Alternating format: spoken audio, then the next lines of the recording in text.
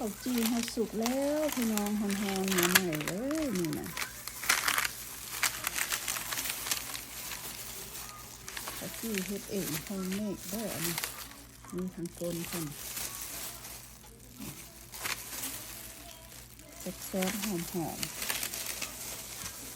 เนื้ออ่อนๆนุ่มๆเลยเด้อเฮ็ดใส่เนื้อThanksgiving เนื้อข้าวจี่แซ่บหอม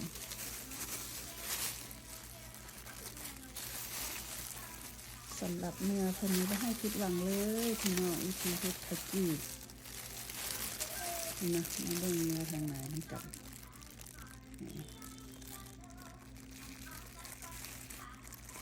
หอมแซ่บ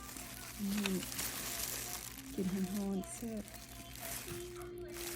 กับข้าวจี่มีเสาแต่มื้อนี้บ่ได้เฮ็ดกินกับข้าวจี่เฮ็ดกินมื้อ Thanksgiving เลยพี่น้องวิธีเฮ็ดข้าวจี่ผู้ใดอยากเฮ็ดเป็นไปเบิ่งนำกันเลยวิธีเฮ็ดข้าวจี่เนาะ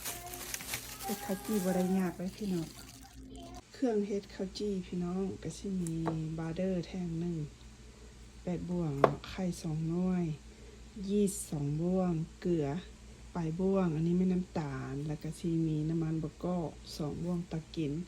มีนมอุ่น300 ml แล้วก็สิมีแป้งเฮ็ดข้าวจี่เครื่องเฮ็ดข้าวจี่ก็จะมีแต่เท่านี้เด้อพี่น้องเด้อบัดนี้ชิมผสมเลยสำหรับบาร์เดอร์นี่ก็ไปเอาเข้าไมโครเวฟ30 seconds เนาะให้มันอ่อนจะมาผสมเลยเทนมอุ่นลงไป300 ml เด้อแล้วก็สิมีน้ำตาลเนาะน้ำตาลนี่3บ่วงตักกินความหวานก็สามารถปรับได้เด้อผู้ใดมักหวานก็สามารถเติมได้นะแล้วก็สิมาใส่ยีสต์อยู่2บ่วงตักกินหลังจากใส่ยีสต์แล้วก็ต้องได้พัก5 นาทีเนาะแล้วก็มันจะเป็นฟอดขึ้นมาสิเนาะแล้วก็สิมาใส่แป้งสำหรับแป้งนี่ใส่เป็นแป้งข้าวจี้เด้อใส่อยู่3คัพ3เป็นคัพพองเลยพี่น้องแล้วก็สิมีไข่นี่2หน่วยแต่ว่าสิเอาไข่แดงมันออกเพราะว่าสิเอาไว้ทาหน้าข้าวจี้บาดมันน่ะเขาสิอบพนาพี่น้องเอาไข่แดงออกหน่วยนึงเด้อนี่เนาะจ้งไข่แดงไว้หน่วยนึงแล้วก็สิมีบาร์เดอร์8บ่วงหรือว่าแท่งหนึ่งเนาะแล้วก็สิมีเกลือน้อยนึงบ่หลายเนาะเกลือน้อยนึงน้ำมันบะกอก2บ่วงตักกินแล้วก็คั้นไผ่บ่มีเครื่องก็คั้นเลยเอามือคั้นเลยแต่ว่าค่อยมีจักรเนาะค่อยจะเอาจักรคั้นให้ใส่จักรปั้น5-7 นาทีจักรปั้นแล้วก็จะได้เป็นแบบสีพี่น้องแป้งเฮามันจะเหนียวอ่อนแต่ว่าบ่ติดก้นหม้อได้พี่น้องจะได้ประมาณนี้เนาะคั้นไผ่คั้นมือก็คั้นเอาโลดจะได้ประมาณนี้เนาะอยากได้จังซี่แล้วเฮาก็สิมาเฮ็ดมนแล้วก็เอาคืนไว้ในถาดคือเก้าถาดนี้ก็กันเฮาบ่อยากให้มันติดเฮาก็เอาน้ำมันทาจักหน่อยเนาะน้ำมันโอลิฟออยล์ก็เอาวางคืนลงในถาดนี้แล้วเฮาก็หานำมาโปะไว้สติ๊กเกอร์มาโปะไว้แล้วให้ลงเข้า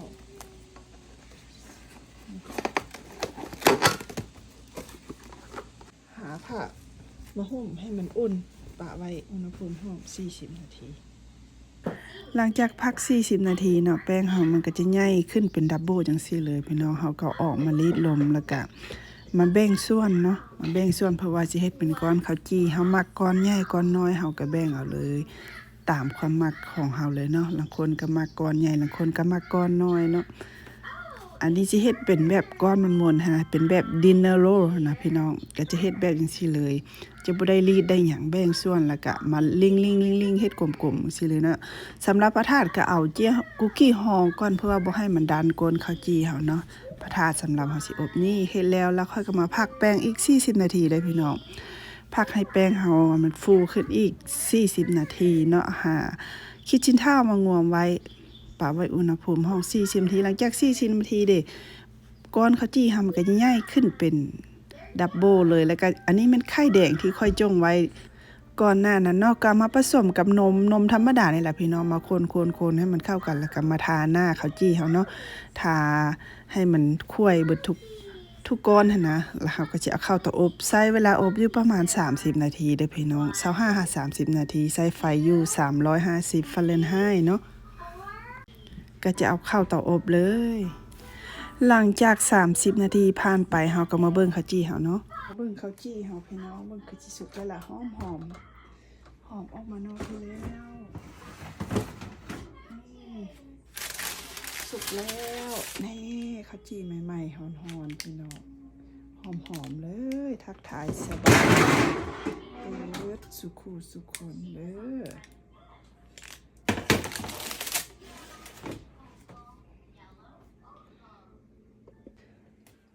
สุกแล้วก็มาทาบาเดอร์ใส่พี่น้อง